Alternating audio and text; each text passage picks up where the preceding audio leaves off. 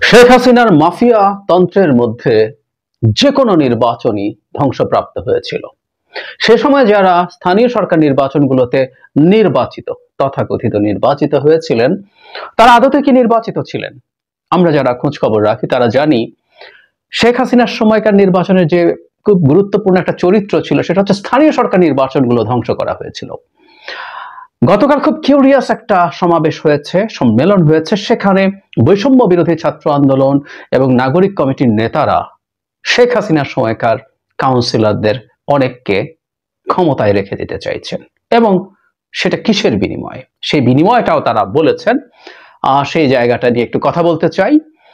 তার আগে একটা নির্বাচন নিয়ে জেনারেলি যে আলাপটা আমরা করেছিলাম, শেখ হাসিনার সময় স্থানীয় সরকার নির্বাচন যখন প্রসঙ্গ আসতো তখন একটা আলোচনা খুব ক্লিয়ারলি সবসময় আসছে, সেটা হলো এমনকি এরশাদের সময়ও স্থানীয় সরকার নির্বাচনগুলো ভালো হতো। মানে উপজেলা পরিষদ, ইউনিয়ন পরিষদ অনেক পুরনো। উপজেলা পরিষদ এরশাদ নিজে চালু করেছিলেন এবং সেখানে এরশাদ ম্যানিপুলেট করতেন না, এগুলো মার্কা ছাড়া নির্বাচন হতো এবং বহু এরশাদ বিরোধী মানুষ নির্বাচিত হতেন। সেই নির্বাচনগুলো ফেয়ার ছিল, ক্ষমতায় থাকার নির্বাচনটা ম্যানিপুলেট করা হতো।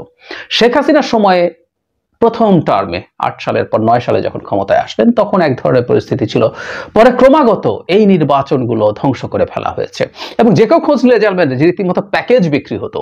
চেয়ারম্যান এবং মেম্বার সহ যদি ইউনিয়ন পরিষদ হয়ে থাকে, চেয়ারম্যান এবং মানে মেয়র এবং কাউন্সিলর সহ এইভাবে ছোট পৌর সভাগুলোর প্যাকেজ ধরে বিক্রি হয়েছে এত টাকায়।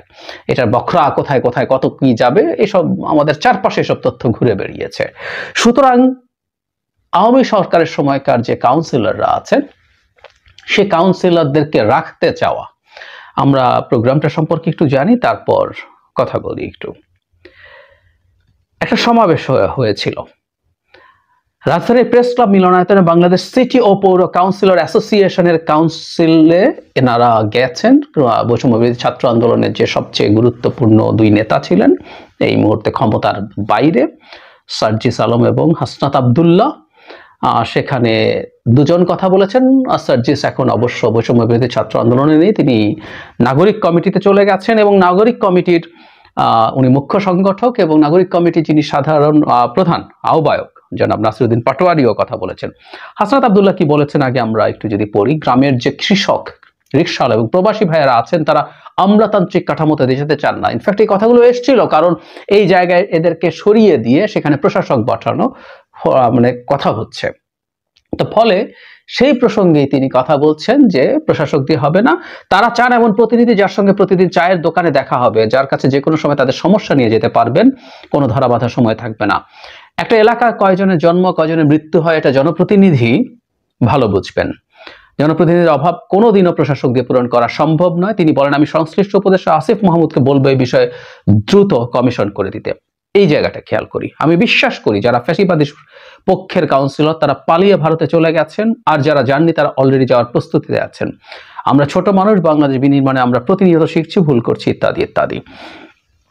এরপর আলোচনার মূল জায়গাটা হচ্ছে যারা যারা শেখ হাসিনার সহযোগী ছিলেন তারা চলেই গেছেন, অনেকে যাওয়ার প্রস্তুতিতে আছেন, বাকিরা তো ঠিকঠাক আছে। এবং এই আলাপও ওই সমাবেশে হয়েছে যে একটা কমিশন করে খুঁজে বের করা কারা কারা এসবের সাথে জড়িত, কারা নন।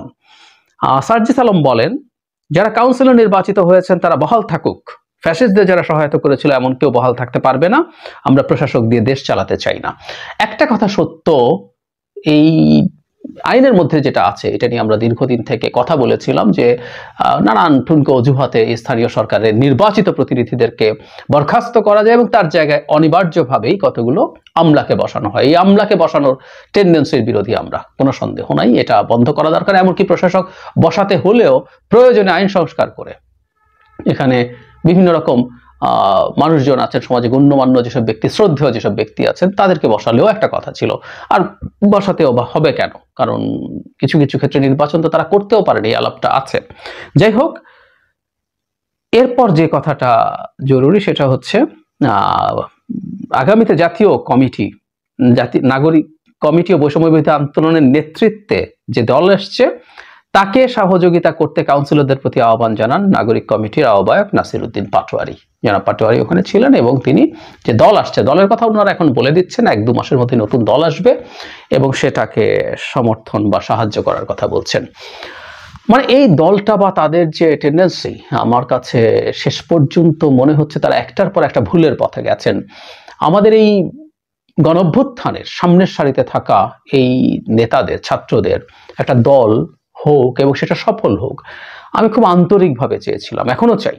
কিন্তু তারা একটার পর একটা এমন কাজ করে বেড়াচ্ছেন যেটা আসলে তীব্র বিতর্কের জন্ম দেবে এবং যেটা তাদের মানুষের কাছে রেসপেক্ট নষ্ট করে ফেলার প্রবাবিলিটি তৈরি হয়েছে। তারা একটা স্ট্র্যাটেজিক ভুল শুরুতেই করেছেন যে তাদের প্রতিনিধিরা সরকারে গিয়েছিলেন, সরকারে গিয়ে আসলে দল করা এবং আমরা সোকল্ড যে কিংস পার্টি, সেই দুর্নাম তাদের হয় সেটা আমরা সবাই জানি। সেই দুর্নামের ভাগিদার যেমন তারা হলেন একদিকে, একই সাথে সরকারের ব্যর্থতা সবকিছু তাদের গায়ে লেগে যায়। সুতরাং সেটারও এক ধরনের লেগাসি তাদেরকে বহন করতে হবে। নট অনলি দ্যাট, সরকারের সাথে নানাভাবে বৈষম্য বিরোধী ছাত্র আন্দোলনের স্টুডেন্টরা ইনভলভড হয়েছেন, নানা রকম সরকারি কাজের সাথে জড়িত হয়েছেন এবং এতে সত্য মিথ্যে নানা রকম অভিযোগ তাদের বিরুদ্ধে উঠতে শুরু করেছে। এগুলো তাদের মাথায় রাখা দরকার। এগুলো প্রত্যেকটা সমস্যা তৈরি করেছে এবং তারা দেরি করে ফেলেছেন। অলরেডি 4 মাস পার হয়ে গেছে, সেটা 5-6 মাসের মধ্যে গিয়ে যদি হয়, প্রাথমিক যে আবেগ মানুষের সেটা থিতিয়ে উঠতে শুরু করেছে, সেটাও সঠিক সময় না। কিন্তু তার চাইতেও জরুরি কথাটা হচ্ছে এখন যে তারা যখন এই ধরনের বিতর্কে ঢুকবেন, মানে কাউন্সিলররা থাকবেন, যাচাই বাছাই করে রাখবেন এবং তাদেরকে, তাদের দলকে সাহায্য করবেন। এর রিডিং বিটুইন লাইন্স হচ্ছে আসলে আমরা বুঝে নিতে পারি যে আপনি খুঁজে খুঁজে বের করে মোটা দাগে দেখানোর চেষ্টা করবেন যে, আমি অন্তত তাই বুঝেছি, এটা ভুল হতেও পারে কিন্তু আমার আন্ডারস্ট্যান্ডিং হচ্ছে এরকম, আপনি খুঁজে বের করবেন যে একেবারে অত্যন্ত ম্যাসিভলি যারা ইনভলভ ছিল না, এর বাইরে যারা তুলনামূলকভাবে কম আওয়ামী লীগ এবং তুলনামূলকভাবে কম মাঠে নেমেছে গণঅভ্যুত্থানের সময়ে, তাদেরকে রেখে দেয়া এবং তাদেরকে রেখে দেওয়ার শর্ত হয়তোবা, এই ইন্টারপ্রিটেশন অনেকেই করছেন, আমারও সেরকমই ইন্টারপ্রিটেশন, যে তাদের যে নতুন দল হতে যাচ্ছে সেটাই তাদেরকে নেয়ার চেষ্টা করা। এটা একটা অঙ্ক হিসেবে সামনে দাঁড়াতে পারে।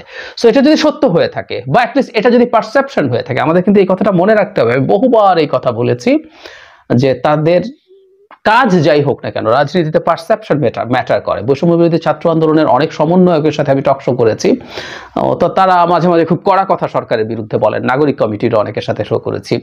তো আমি ধারণা করি এটা বলার উদ্দেশ্য হচ্ছে যে তারা দেখাতে চান যে তারা সরকারের সাথে নেই, তারা কিংস পার্টি নন। কিন্তু তাদেরকে একটা কথা সামনাসামনি বলেছি, সেটা হলো রাজনীতিতে পারসেপশন ম্যাটার করে। এই যে পারসেপশন ম্যাটার করে সেটাই আসলে ডিসাইড করবে তাদেরকে মানুষ কিভাবে দেখবে। সুতরাং এই কাউন্সিলররা কতটা শেখ হাসিনা বিরোধী বা শেখ হাসিনার পক্ষের না, আপনি যতই যাচাই বাছাই করুন না, যাই করুন, এদের সাথে আপনি বহাল করার জন্য কাজ করছেন এবং এদের কাছে দল তৈরিতে সাহায্য চাচ্ছেন। এবং আমরা ধরে নিতে পারি দল যখন তৈরি হবে, তারা যেহেতু এদেরকে সার্টিফাই করবেন যে এনারা শেখ হাসিনার রেজিমের সহযোগী ছিলেন না, তাদের অনেককেই নিবেন, কারণ তাদের অনেকেই বেশ পাওয়ারফুল ইন অল টার্মস, তাদের ফিনান্সিয়াল ক্যাপাবিলিটি আছে, তাদের অনেকের লোকজনের সাথে ভালো যোগাযোগ আছে, তারা চাইলে লোক জড়ো করতে পারেন। কাউন্সিলরদের অনেকেরই এই ধরনের সক্ষমতা আছে এবং অনেকেই পারবেন। ইনফ্যাক্ট আওয়ামী লীগের যদি সফটওয়্যার মানে কম খারাপ ধরনের নেতাও হয়ে থাকেন, তারা যদি ডাক দেন তাদের বহু লোকজনকে আনতে পারবেন। এবং অনেক কর্মী আছে যাদের গায়ে আওয়ামী লীগের সিল এত নেই, সুতরাং পারসেপশন তৈরি হতে পারে যে এই ধরনের আওয়ামী লীগকে নিয়ে তারা তাদের দলটাকে তৈরি করার চেষ্টা করছেন।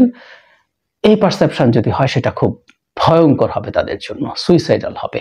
আমি জানি না কাদের পরামর্শে তারা এই ধরনের কাজ করছেন, এবং এটা যদি হয় এটা শুধুমাত্র তাদের দলের ভবিষ্যৎ ক্ষতিগ্রস্ত করছে তা না, যে তরুণরা তাদের জীবন বাজি রেখে লড়াই করেছেন, এরা এই যে হাসনাত সার্জিসদের কথা বললাম, এরা মারা যেতে পারতো, ওর বন্ধুরা আরো সমন্বয়করা আছে, তারা জীবন বাজি রেখে লড়াইয়ে নেমেছেন।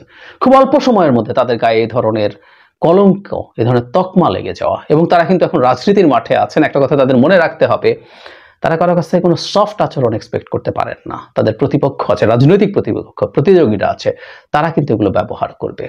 যে কোনো বিবেচনায় তাদের এটা একটা খুবই ভুল সিদ্ধান্ত হচ্ছে।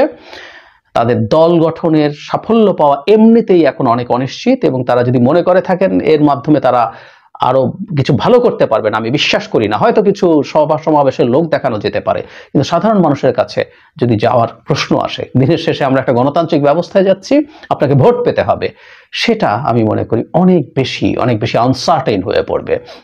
এটা আমার জন্য ব্যক্তিগতভাবে খুবই দুঃখের ব্যাপার হবে, কারণ আমি চাই এখনো ছাত্রদের এই যে দলটা হতে যাচ্ছে সেটা একটা খুব শক্তিশালী দল হিসেবে মাঠে থাকুক। আওয়ামী লীগের অবর্তমানে বিএনপির একটা কাউন্টার ফোর্স, সেটা কে হবে আমরা এখনো জানি না। ছাত্ররা যদি সেরকম শক্তি সঞ্চয় করতে পারে, আমাদের গণতন্ত্রের জন্য এরকম একটা কাউন্টার ফোর্স খুব জরুরি। কিন্তু তাদের যে ধরনের কাজ দেখছি, যে ধরনের আচরণ দেখছি, যে ধরনের ভুল ভ্রান্তি দেখছি, আমার কাছে সেইটার ব্যাপারে খুব বেশি আশাবাদী হওয়া মনে হয় না এটা খুব বেশি আশাবাদী হওয়া সম্ভব।